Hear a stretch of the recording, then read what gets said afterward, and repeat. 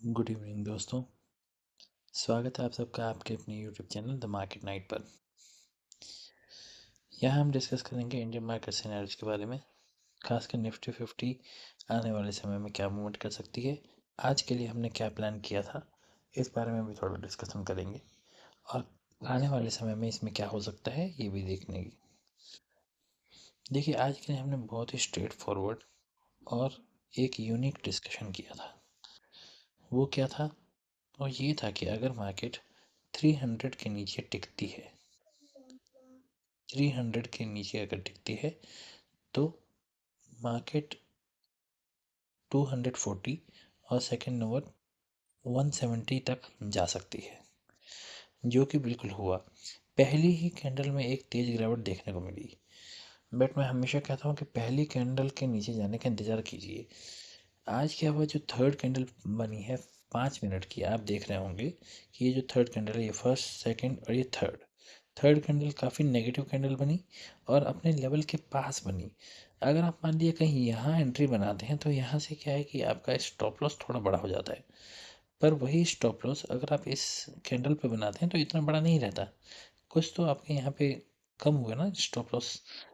तो इसी कैंडल के नीचे से एक पोजीशन बन सकती है जो कि इमिडिएटली सारे टारगेट्स को पूरी करती हुई नज़र आई। और इतना ही नहीं, यहाँ पर यूनिक बात जो थी आज वो ये थी कि हमने कहा था 170 के आसपास से सपोर्ट मिल सकता है। एक बार आप जो डिटेल्ड एनालिसिस वाली वीडियो है जो मैंने मॉर्निंग में बनाई थी, स्पेशली क्योंकि मुझे ऐसा लगा था कि यहाँ से इस तरह का एक चांस बन सकता है, तो वो वीडियो मैंने डाली थी। और लाइव मार्केट में भी मैंने एक शॉट डाला था और उस शॉट में मैंने क्लियरली बताया था कि किस तरह से ये सपोर्ट बन सकता है। और ये सपोर्ट बहुत ही अच्छा काम किया। आज 2500 170 से ही बहुत अच्छी बाइंग गई। मैंने तो यहीं पर कह दिया था कि भाई, जो मैंने सोचा था मार्केट ऑलरेडी उतना दे चुका है, तो इतना लालच करना भी ठीक नहीं होता। ऊपर से सेंसेक्स की एक्सपायरी थी, तो सेंसेक्स की एक्सपायरी के हिसाब से वोलेटाइल रहने की मुझे पूरी ज़्यादा उम्मीद थी और वैसा ही हुआ। मार्केट वोलेटाइल रही, पहले बहुत तेज़ी से नीचे आई, फिर ऊपर गई। उसके बाद मार्केट जब इस लेवल को भी नीचे आकर वापस ऊपर क्रॉस किया है, मार्केट ने 2500 25,300 के ऊपर जब मार्केट गई तो बहुत ही तेज़ी से, ये जो आप मूव इस समय स्क्रीन पर देख रहे हैं, सेंसेक्स में जो प्रीमियम्स थे, निफ्टी में जो प्रीमियम्स थे, दोनों ही बहुत ही वाइडली ऊपर गए हैं और बहुत अच्छा एक्सप्लोजन टाइप का मूव हमें आज देखने को मिला, जो कि एक्सपेक्टेड था और काफ़ी अच्छा दिन रहा। आशा करता हूँ कि आपका भी दिन काफ़ी अच्छा गया होगा। अब देख लेते हैं बिना समय गंवाए कि कल के लिए हमारे पास क्या संभावनाएं बन रही हैं और किस तरह से मार्केट को अप्रोच किया जा सकता है। कुछ इंटरनेशनल इंपॉर्टेंट न्यूज़ है, वो उसकी अपडेट भी मैं आपको देता हूँ। जैसे कि यूएस के प्रेसिडेंट डोनाल्ड ट्रंप ने फिर दोबारा से एक मार्केट में भूचाल लेकर वो आए हैं और उन्होंने कहा है कि US can send warships, large fleet of warships to Middle East. तो मिडिल ईस्ट में एक बार फिर हलचल देखने को मिल सकती है, जो कि मार्केट में भूचाल ला सकता है और एक अच्छी खासी गिरावट देखने को मिल सकती है। इस समय यूएस फ्यूचर्स भी काफ़ी ज़्यादा डाउन चल रहे हैं, अपना गिफ्ट निफ्टी भी नीचे का ही सिग्नल दे रहा है। इतना ही नहीं, कमोडिटीज़ में भी अब क्या हलचल देखने को मिल रही है। तो अगर आप चाहें तो मैं कमोडिटी की भी एक अलग से एक्सप्लेन करके एक वीडियो बना सकता हूँ। अगर कुछ लोगों को इंटरेस्ट हो तो आप मुझे कमेंट सेक्शन में कमोडिटी लिख कर दे दीजिए, तो मैं इसके ऊपर भी डिटेल एनालिसिस करके आपको दे दिया करूँगा। तो ये तो एक यूएस ने जो नेगेटिव न्यूज़ मार्केट में लेके आई है। एक वेनेजुएला से रिलेटेड भी कुछ न्यूज़ आई थी, वो भी देखिए पॉजिटिव नहीं थी, है ना। तो इस तरह की न्यूज़ अभी इंटरनेशनल मार्केट्स में चल रही हैं, जिसकी वजह से इंटरनेशनल मार्केट्स इस समय नेगेटिव टू न्यूट्रल है, पॉजिटिव नहीं है।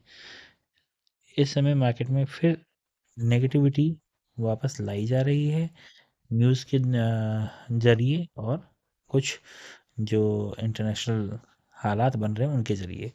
तो देखते हैं कि कल निफ्टी में क्या हो सकता है। डेफिनेटली एक गैप डाउन होने की संभावना है। अब वो गैप डाउन हमें कितना नीचे लेकर जाएगा, कितना बड़ा गैप डाउन होगा, उसके हिसाब से हमें प्लान करना पड़ेगा। देखिए, कुछ पॉजिटिव ओपनिंग होने की चांस तो अभी ज़रा कम नज़र आ रहे हैं।